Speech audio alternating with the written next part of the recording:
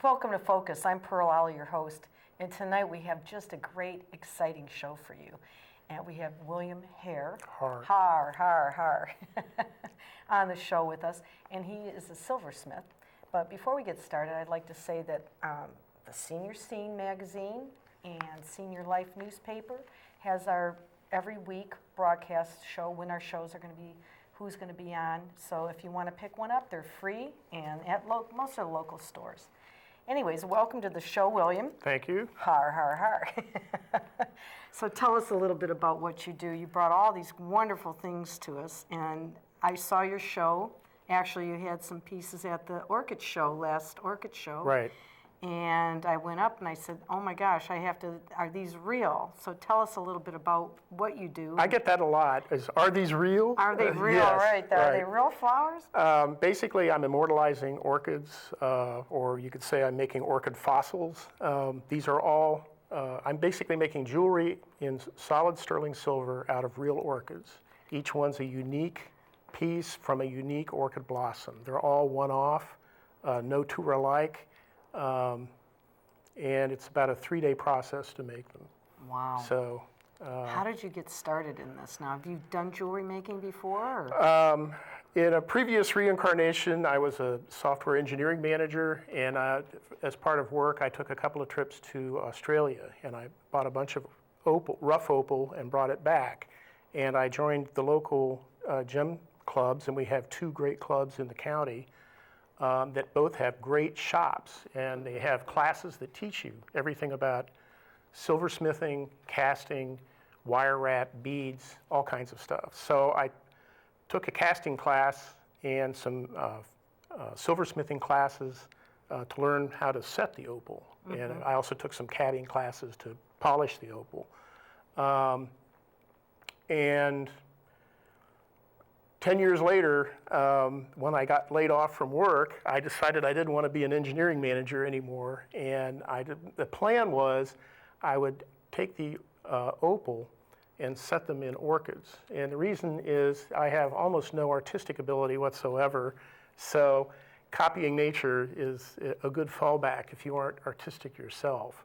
But I actually haven't gotten back to the opal because I've spent so much time working with the orchids. Opals are my birthstones, yes, so I'd love to have that. It's taken quite a while to perfect the process, to get good enough at casting the orchids that I get a reasonable return on investment. Mm-hmm.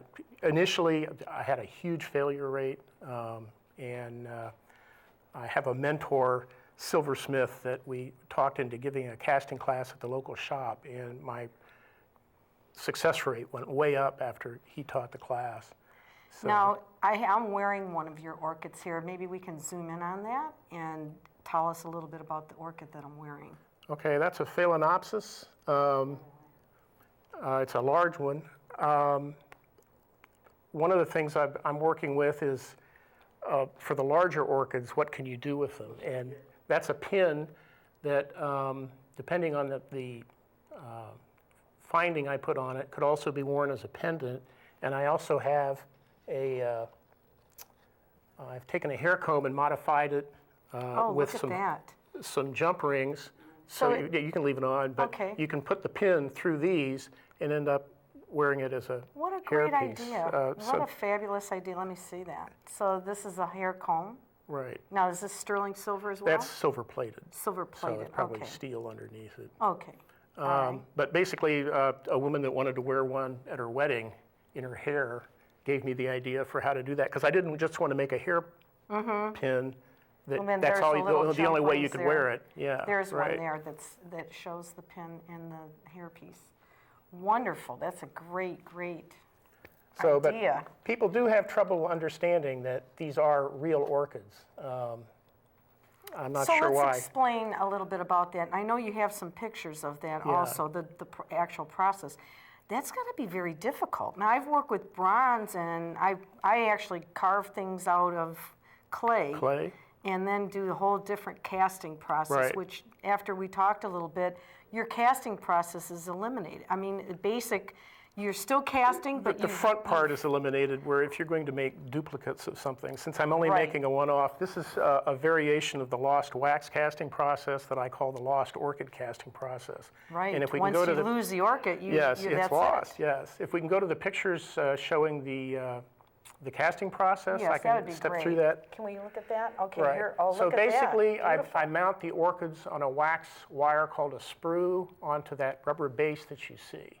And so I try to get as many in as I can without them touching. If we go So to these the are next, all different orchids that Right. you can put together. so sometimes you don't get too many in, and sometimes you can get 50 or 60 into one No, flask. yeah, but how long? They don't last very long, right? Well, This that's way, or? one reason to use orchids. Certain orchids are very well suited for casting because those blossoms, for instance, on the orchid might stay on the plant in bloom for 6 weeks Oh, before really? they wither. Okay. Not many flowers do that. Right. Most other flowers are way too thin also, whereas because they stay in bloom for so long, they can last through the casting process and make good jewelry, the sturdy jewelry. If we go to the next slide, basically we get them mounted on the base, then we put that flask over the base and fill it with investment, which is the consistency of waffle batter, basically. Think of it as plaster of Paris, except it's not plaster of Paris. Right. So if we go to the next slide, What do you use, if I can ask you? Because I it's use just like called casting investment. Okay. I use like it was called hydrocol, which was a really hard casting material, but for something like this, you'd have to do something a little softer. There are all kinds Right. of investments. There's a separate investment if you're casting platinum, for instance. So we can go to the next slide. That's just looking down the flask. Now I have to pour it over those flowers, and they have to withstand having that investment poured over them, which And it's thick, like it's you thick. said, it's So pretty heavy. that's a good place to end up losing a few right there. Oh, I see. Okay, the next slide. Okay, that's with the investment in. You can see it hasn't really set yet. You only have 9 minutes of work time Oh, yeah. before it hardens. So you've You got gotta to work work. pretty quick. And you're not trying to do one at a time, you're trying to do multiple. So Right. it gets, okay, once it's been cast, this is what it looks like when it comes back out of that investment. So now The you gotta- burnout takes 8 hours at 1400 degrees, and basically the flower evaporates. And And leaves the cavity. And in the lost wax process, you'd have a wax that would be inside. If you did it It would the run other out. way, it would run out. Yeah, and well, I everything. So- still am using wax, so the sprue runs out and Okay, burns out. okay. But then the orchid has to burn out, and that takes much longer than wax. Wax is pretty volatile. okay. So, but that's what it looks like when it comes back out after the burnout. So the molten silver goes in and fills in the cavity where the orchid was. Okay, and because just to stop you for a second, Yeah.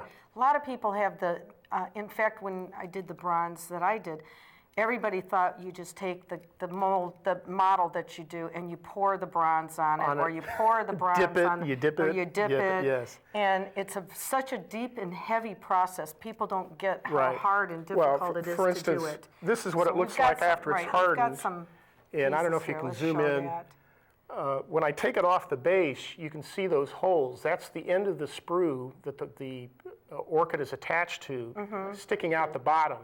So when I heat this up in the kiln, all those wax sprues are all going to run out. Yes. And then that'll leave access to the air to the orchids, which then have to actually just carbonize and turn into carbon dioxide and come out as a gas. That takes a lot longer than the wax does to run out. But eventually it does. Then the silver goes in through those same holes through a centrifugal casting process. That's the difference there, because Right. when you have to literally push and force that in. Force Now, it do you have a in. picture of that? Yeah, I think there's That would be one a more great shot one to if we show. go to the last of the casting pictures. Right, because you have to force. That's the tree that you get when it's, and I've got some examples here of that. But if we go to the next, I think. Maybe we can run through a couple of the pictures Yeah. that the machinery. Then after I've cut them off the sprues, that's what they look like. Oh, then, wow. then you spend one day cleaning them up and burnishing them. I don't polish them, I burnish them. This is the actual casting process. That's a centrifugal caster. What they have, they've got the torch on the crucible that's melting the silver, and next to it you can see the flask is horizontal. So they've wound that up 3 times, and it's got a stop on it. When they're ready to cast, when the silver's completely molten, they'll release it, and that will fling it sideways into the flask all at once. It's very exciting. Yeah, because it casts just like that. When you're ready to do this, I need to come and see it. I promise you, when I cast, I'll have you come there. It is exciting. It's an exciting part. It's the most exciting part of it. This is centrifugal casting. There are other ways of doing casting using vacuum, for instance, which are great for certain types of casting, but I find that the centrifugal works much better for the orchids because the orchids have such thin petals that the silver doesn't really want to flow through. It doesn't like wide, thin pieces to flow. So the force of the centrifugal casting really helps me get a high proportion of completed castings. Now, you have a lot of pieces here. Maybe we can zoom in on a few of them. Now, I noticed you do have some gems in there also, some precious stones. Right. Basically, I do the smaller orchids I make earrings out of, and the larger ones pendants. Can we zoom in on those, Bob? Can you get down to the... There we go. There we are. So these are all solid sterling. The sterling I use is called argentium, which is a tarnish-resistant version of sterling. It's part of the sterling itself. They add a bit of germanium, and that forms an oxide coating that you can't see, but it protects it from the atmosphere. And the atmosphere is what causes tarnishing, the sulfur in the atmosphere. Now, when you're cleaning these from the investment, do you sandblast? No. You don't sandblast. Okay, so No, these actually, are so delicate. You probably... These have been tumbled several times. The first time I tumbled them in aquarium gravel, and that knocks most of the investment off. Oh boy, this is so Isn't much that cool? easier than Isn't that? Because you can just do it all at once. You don't have to hold something. I think I found my new a niche water here. pick helps on some of them, like this one. The tumbling to it's called a pyloric orchid. Can we zoom in on this? Go ahead. I'll let you hold it. If you can zoom in. This is whoops. I'll hold it this way. It's called a pyloric orchid because 2 of the petals have formed up like a lip, so it thinks it has 3 lips. And so there's basically a tube in the middle. It's very hard to get the stuff out of there, and I use a water pick to get the investment out of that. Can you flip that so we can see how you hold it? Now, when you put the little hook on there to hold the bail, you have to put that silver piece onto the original orchid, right? Well, I could. I mean, before you cast it and everything, that all has to be on there. I don't have to. I could just use wax or silver wire and solder it on. Okay. I'm a much better wax worker than I am a solderer. Okay, so that could be another... And it means this is all argentium. If I'm using solder, that's a lower percentage silver. It doesn't look the same, and it's not as strong because it's a different metal, actually. So I find this is stronger, actually, because it's all solid. It's all one piece. Let's talk a